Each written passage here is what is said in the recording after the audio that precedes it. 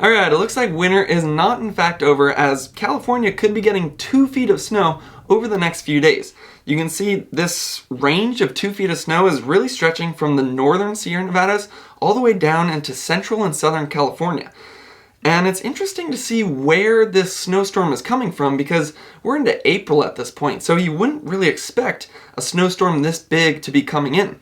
It's good that it is, because all this snow and all this rain that we're going to get with this system will definitely help with fire season that is already starting in some parts of California. So there's two aspects that is creating this massive snowstorm for California this late in the season. And the two boxes you have to check for a big snowstorm: one, moisture. You gotta have water vapor in the air to allow for precipitation to fall. And then when that precipitation falls, if you want it to be snow, it's gotta be cold. As it turns out, we have the moisture and the cold air that you need for this storm to in fact be a major snowstorm for California. So where's the moisture coming from? And as it turns out, it's actually the jet stream that is just pushing in a ton of moisture from the Pacific right off of the coast of California.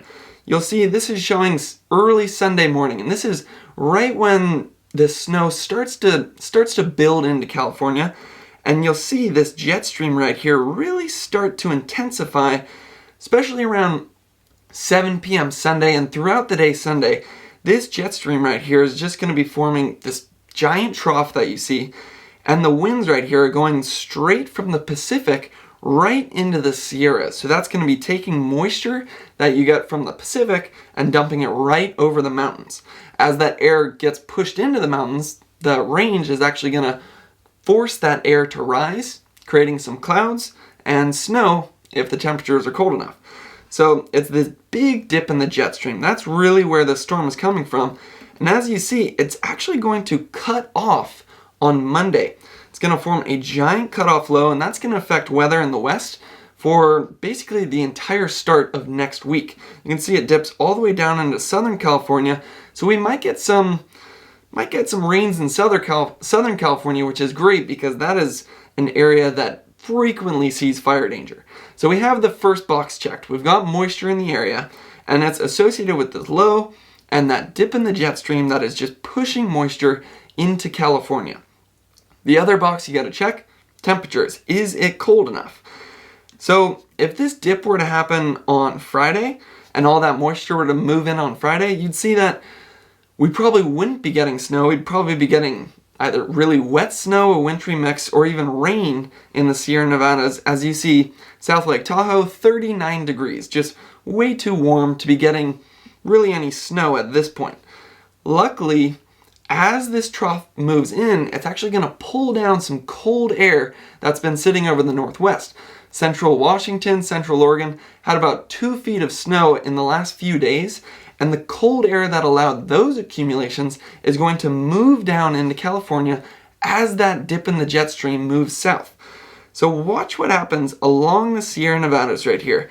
This is showing Friday. This is before the storm has moved in, and you'll see the temperature is 44, 39, above freezing. What you really want to look for is this blue color. That means the temperatures are below freezing, and that's what you need if you want to pick up some snow.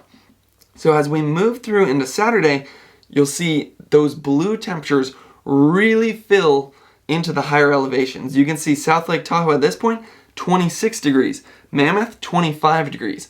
So while the winds are pushing in moisture with the jet stream, that trough is bringing down cold air right into the Sierra Nevadas, which will allow that precipitation to fall as snow. And as I click through Saturday, you can see this strip right in the higher elevations remains below freezing even through the afternoon. And then overnight and in the early mornings, you can see it drops well below freezing. As you can see, South Lake Tahoe and Mammoth really hovering in the high 20s to below freezing, basically from Saturday all the way through Monday. At really Sunday is the day we're going to be seeing the bulk of this storm hitting. And you can see the temperatures: South Lake Tahoe, 23 degrees. Mammoth, 23 degrees. So I'm predicting, we're checking the two boxes for a good snowstorm. I'm predicting this is going to end up being a big one for California. Might be the last one, so it's kind of cool that we're ending winter on a bang. So let's take a look as this precipitation fills in. It's going to bring some much needed rain to really majority of California, and then in the higher elevations, that's where we're going to be getting the snow. So you can see this snow first shows up on Saturday around 1 p.m.